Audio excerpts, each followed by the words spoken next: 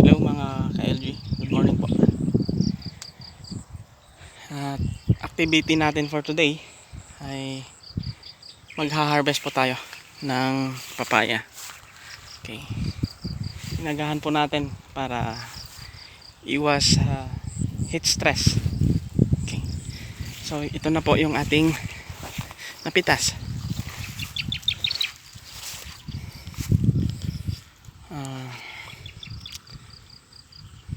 Almost napuno yung isang trailer ng ating hand tractor. Okay. So thanks Ja sa blessing. At every week ang management po natin dito is nag-spray tayo ng herbicide to control yung mga weeds, grass, okay, broadleaves. So dumilaw na po. At after kinaumagahan nun, pagka-spray po natin, nagpatubig ulit tayo. Once a week yung patubig natin, and at the same time twice a month tayong lalagay ng fertilizer to sustain yung nutrients ng ating lupa. Kasi nga ho, itong papaya, fruit bearing trees, makikita nyo ho, ang daming bunga. So kung kulang po yung ating nilalagay na nutrients sa ating lupa, wala hong ganyan na bunga na lalabas. Ma-abort po yan. Like ito po, titignan nyo yan, daming bunga hanggang sa taas yan, yung sa talbos. Okay, continuous po yan eh. Bawat dahon may lumalabas na bulaklak. Okay, so pag maa-abort yung bulaklak, sayang. Yun po yung ating na after dyan eh, yung bunga. Okay, so kailangan ng nutrient management, compost of, okay, dalawang klase ho yan, dalawang klase yan management, yung organic tsaka inorganic. Pwedeng in the first week of the month maglagay ka ng organic fertilizer. Buhos mo na lang dito sa pagitan kasi andyan na yung mga root hairs niyan. Dami ng mga ugat nito mga ka-LG. Okay, ang organic hindi niya kakainin kaagad, slow release po yan, at hindi mo rin makikita kaagad yung effect sa tanim. Okay, and after that, first week organic, the following week tubig ka lang. Wag sagad-sagad yung pagpapataba, paglalagay ng fertilizer. So patubig lang, kasi once a week tayong nagpapatubig gawa ng drought pag sa El Nino. Pero pag tag-ulan, given na yon. At piliin natin yung area kung saan hindi mag-i-stay yung tubig pag may malakas na ulan, para hindi malanta,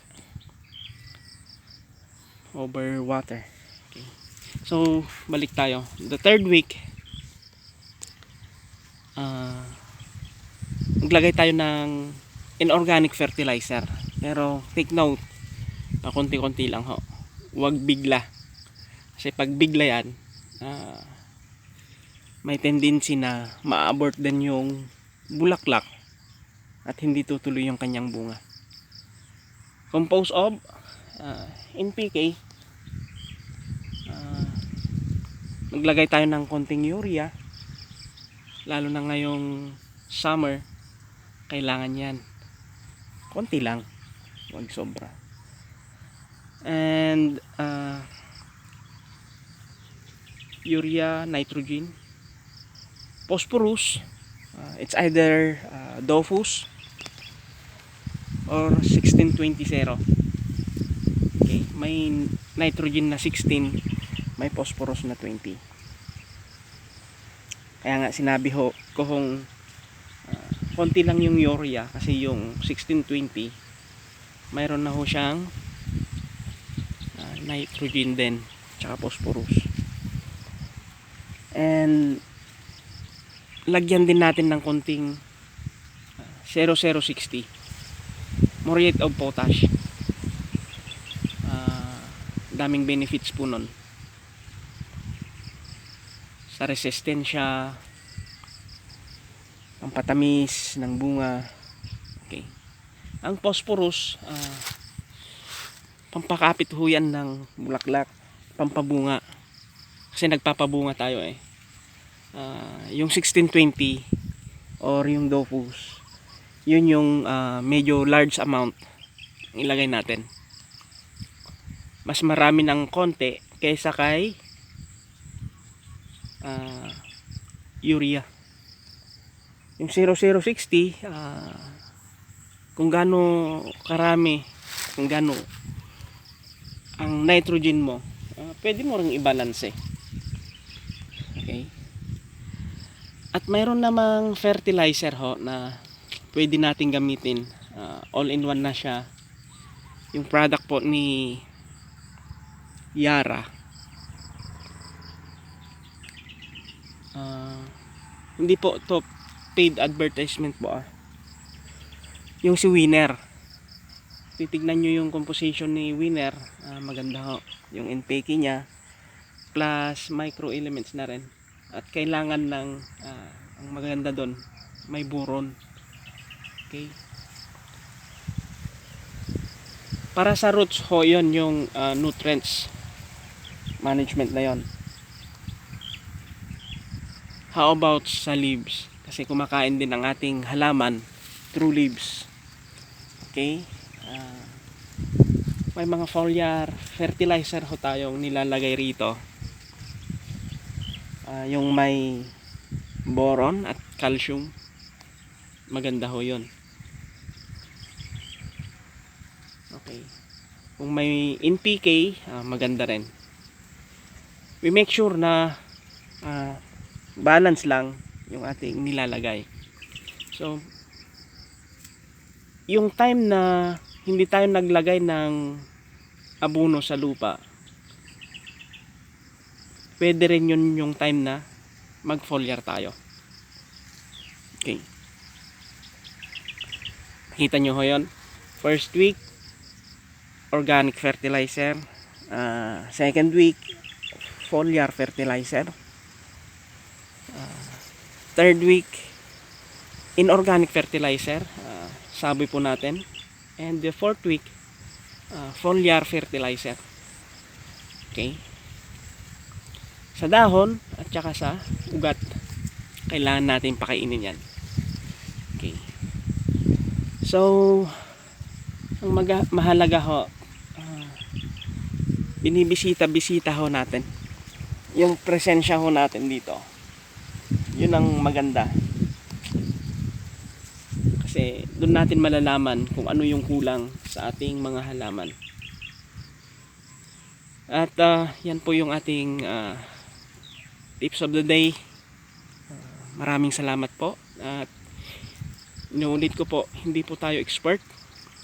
Sineshare lang ho natin yung ating kaalaman, kasi nga ho nakita ho natin na maganda ho yung resulta na yung ating mga ginagawa dito sa ating tanim na papaya. So sana'y magsilbi itong inspirasyon sa mga katulad kong millennial na farmer. Millennial. Okay. So hanggang sa muli, maraming salamat mga ka-LG. Kung nagugustuhan nyo po itong mga vlog po natin, paki-like and share naman po sa ating Facebook page, LG Farm at kabukiran ni ka-LG. At mayroon din tayong YouTube channel, LG Farm. Subscribe din po yung sa ating YouTube channel. Yung mga videos po natin, may mga ina-upload po tayo doon, mga tips sa farming. Okay, maraming salamat and keep safe po mga ka-LG. Maraming salamat. Bye-bye.